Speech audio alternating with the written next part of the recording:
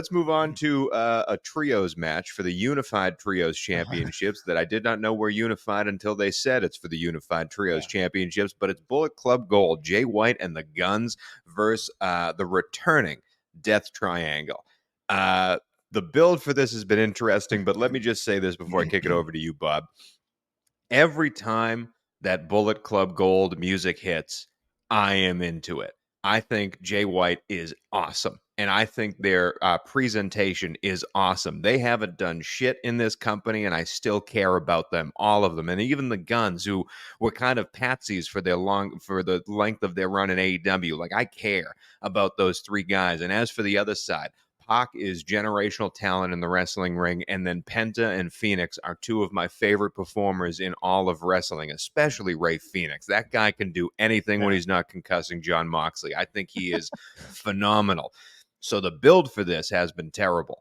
I think Death Triangle wins this, and I think we get maybe a little breakup of the Bullet Club Gold here, and we get Jay White moving on to be a single star and the Guns moving on to be a tag team. But I do think Death Triangle returns and gets this, and I am extremely excited to watch this match because I know the quality of the match will be up there. Could steal the show type of a match. Watch it be on the YouTube pre-show and nobody care about it. I don't care. I'm still giving it $5. What do you care about this match?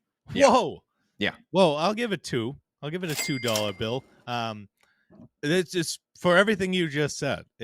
I like everybody involved. It's all about the build. It's always about the build with me for the AEW. They always have great matches. They always have great pay-per-views. It's that weekly television that pisses me off. But I'd give the titles to Death Triangle. Just get Jay White away from the Bang Bang gang or whatever the hell they're called. The Guns are a great tag team too. They were fun. I enjoyed their rivalry. I think it was FDR like a year and a half ago, whenever. But just $2 for me, just because of the build. And I have not been able to care one at all about the trios division since it started.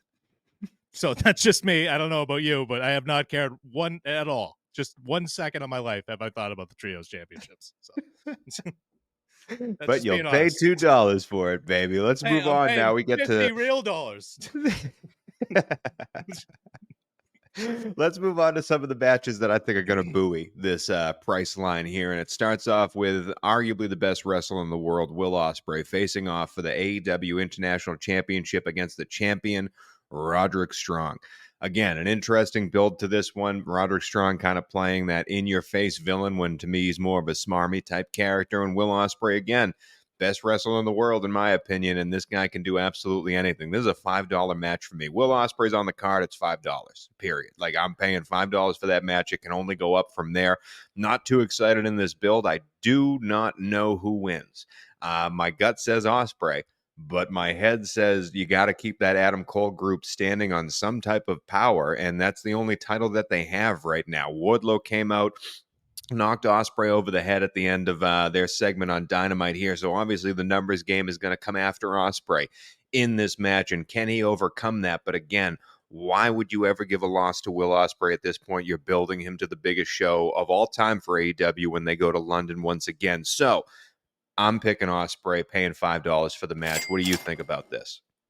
I was pretty much on the same exact thing with you. I was going to say, while you were talking, before you even said it, I was going to say, well, Ospreay is just an auto $5. Just in this game, he's just an auto lock in. It's Will Ospreay on pay-per-view. He's going to put on a show. Mm-hmm. But it's just the build to this match has not interested me at all. And I guess I don't want to see Will Ospreay as the international champion. I want him going for the AEW World Championship, but if it's just going to be a stopgap, I don't know. We'll see how it goes, but Ospreay's going to win. You can't give Ospreay a loss right now, and I'll agree with the $5 value. I think you nailed it. Okay. All right. Let's move on to the AEW Women's World Championship. Timeless Toni Storm is the champion, and she is facing off for Serena Deeb, who is a 2-time-in-a-row winner of the Big Show Heel Turn of the Week. We don't know what she is or how she feels in this world, but she's facing off with the champion. Do you care one iota about this match, Bob? I really do not. But I will be honest here. Toni Storm is a great character. Toni Storm is not the issue with this feud. It's the booking again. And Serena Deeb last night attacked Toni Storm with the shoe. So I guess she's a heel. I think Toni Storm should be a babyface. She says heel things, but it's impossible to boo that character. It's too Yep. brilliant. It's just too much. So I think Serena Deeb should have been a heel all along. I think them not knowing what to do with this feud until last night hurt them. So I'm going to give this match, Jesus.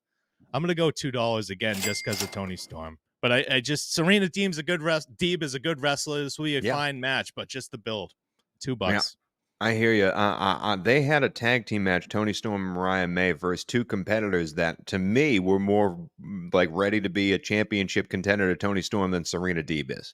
In the way you're telling the storyline and how you've told stuff with Mariah May in the past. But that's just me. I could not care less about this match. This is $0 for me, and I do love Toni Storm, but I'm paying $0 for this. We only got a few matches left, Bob, and we got to make some money here if this pay-per-view is worth the price on the ticket.